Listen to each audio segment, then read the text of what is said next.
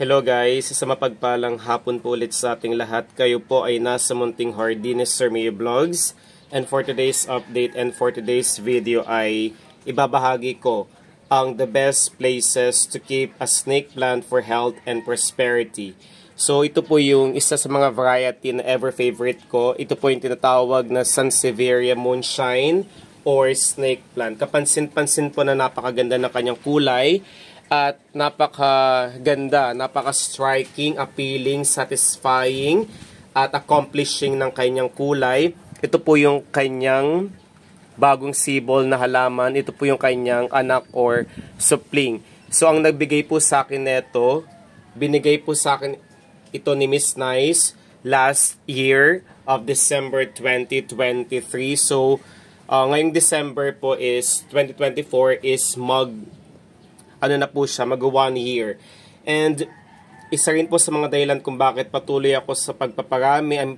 I'm planning to propagate this kasi hindi na po siya kasya dito sa kanyang planter. Itataas ko po para makita nyo po na nayupi na po siya, bumaluktot.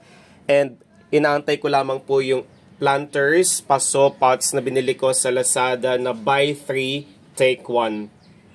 So base na rin po sa Feng Shui, ang snake plants po are extremely attractive and valuable plants with more benefits than you may realize. So, ibig sabihin po, napaka-striking, appealing, attractive, at meron siyang sentimental value, especially sa mga plant lovers, kagaya ko, or plant enthusiasts, at meron din siyang healing benefits na pwede nating makuha kapag mag-alaga po tayo neto.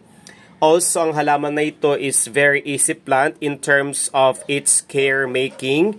And ito po ang nagiging ideal choice even for novices. Yung mga tao po, sila po yung mga tao na hindi nabiyayaan ng green thumb.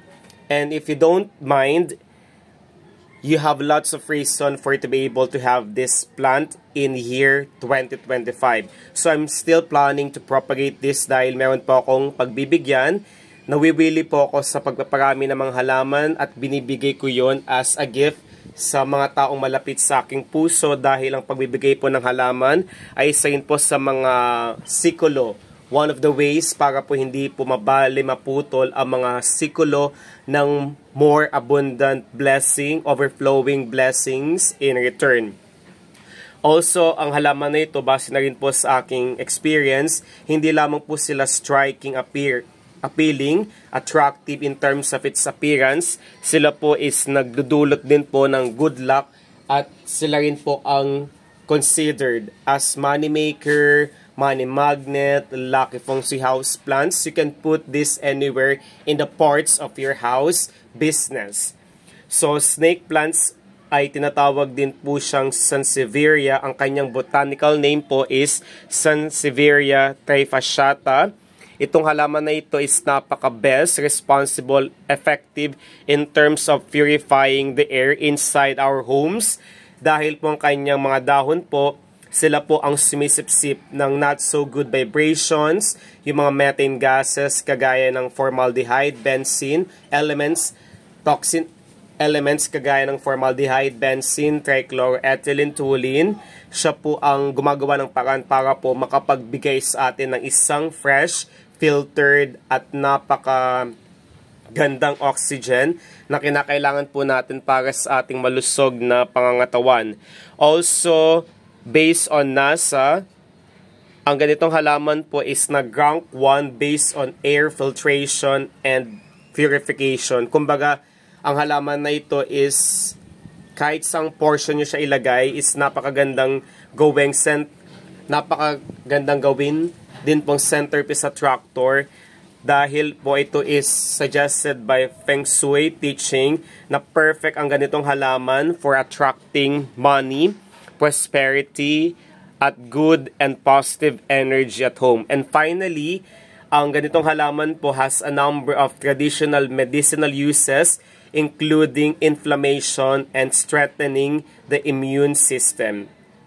So napaka-impressive ng kanyang qualities at napakahalagang malaman natin, ilagay natin sa ating pag-iisip ng ganitong halaman po ang tamang paglalagay. So, sinabi ko kanina na kahit sa lugar, wag lamang po sa kanluran or west portion dahil yun po ang tumbukan ng paglubog ng araw at yun po ang sumisimbolo ng hindi magandang kapalaran or oportunidad. So, sa workplace din po, meron siyang magic benefits. So, first na lugar na dapat natin siyang ilagay, of course, ito po yung imbitahan, lugar kung saan po ini-invite natin ang ating mga panauhin para po kumanta, magtsikahan, kumain, and also magkaroon ng bonding moments together. Yun po ang living room. So, although it's a common place to find these snake plants in living rooms, it's actually a mistake for you to be able to place them there. Bakit daw? Bakit daw hindi sa living room space dapat ilagay? So, ang living room space kasi is typically have many wood elements, and according to Feng Shui principles, ang paglalagay ng ganitong halaman embody the element of wood. The goal of the ancient Chinese practice is para po ma-achieve ang appropriate balance in terms of elements where there are energies that can exist in harmony and not collide with each other.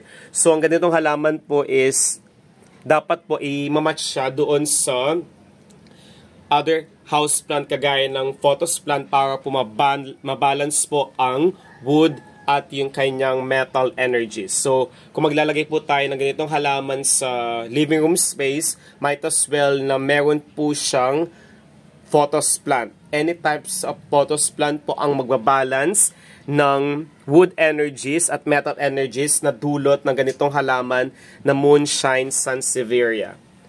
Okay? The number 2, bathroom. Any area where you should avoid placing this snake plant is the bathroom. So, kung maglalagay ka nito ng snake plants, be sure na meron kang pang-balance.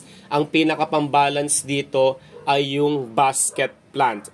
So, since doon sa banyo po is typically humid, napakalamig po, ang kanyang root po, ang mga ugat po ng ganitong halaman po may rot easily. So, it's not suggested dahil po ang snake plants ay prepare po ang conditions na dry dahil po ang kanyang dahon po at ugat ay madali pong mag-rot or mabulok kapag marami po siyang humid, moist, or water ang kanyang nakukuha. So, that's not good when it comes to attracting abundance to your home. So, never ever try to place these snake plants, but be sure when you place it, maglalagay po tayo, ibabalance po natin siya ng halaman na tinatawag na basket plant. Dahil na rin po ang Feng Shui teaching po should also lead you to skipping the bathroom as a place for you to put your snake plant or sansevieria. Also, this bathroom place is where energy